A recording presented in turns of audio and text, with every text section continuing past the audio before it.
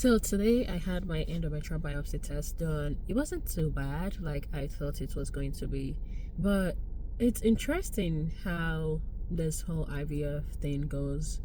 They tell you to come with a full bladder, and then you are expected to give them a urine sample to do a pregnancy test.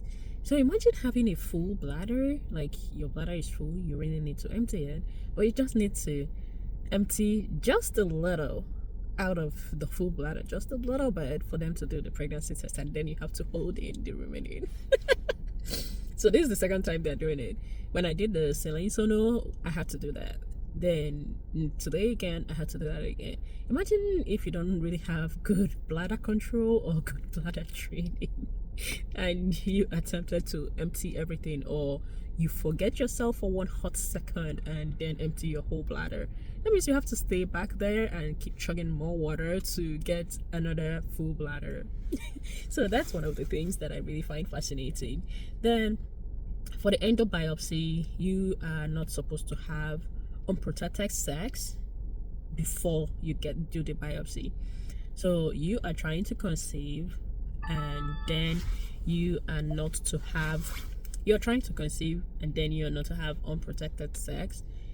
And then the endo biopsy, I scheduled it 7 days after I got a positive ovulation test. So imagine you get a positive ovulation test. All you want to do is baby dance, but you can't do that because you're not supposed to do that until after the endo biopsy is done. So that was a little interesting.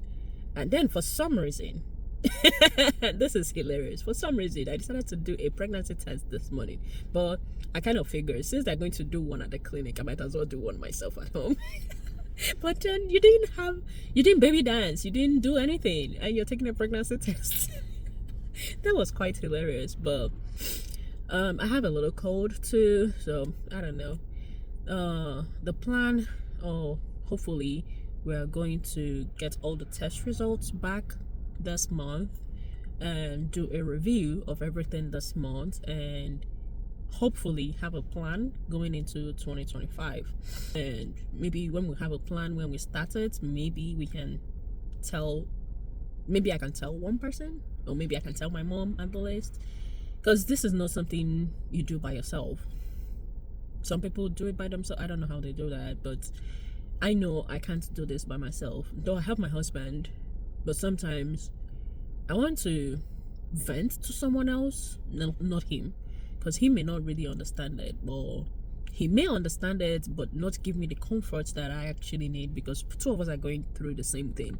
So I may want to talk to someone else, not him. That is not him. So maybe when we have a plan in 2025, or when we actually start, maybe we can tell somebody, or I can at least tell my mom or my sister, so like have that emotional support and also spiritual support. Though I know they are all praying for us to have a kid, have a baby, have a positive pregnancy test, or have a positive pregnancy, healthy pregnancy, and all that, but at least for the IVF to be successful and prevent any complications. So I'm hoping we can be able to tell one or two people, or at least my best friends that are here, or at least one of my best friends, to tell them that this is what we are doing, just for that emotional support. It's really important, because when you start taking the medications, the injections and all that, there are good days, there are bad days, and there are worse days, and you want someone to talk to. So if they don't know what you're doing, how do you talk to them? So that's that. Anyhow, I'm almost home now to go take a nap and go to work, because I'm working tonight, and I'll see you on another video for an update. Bye.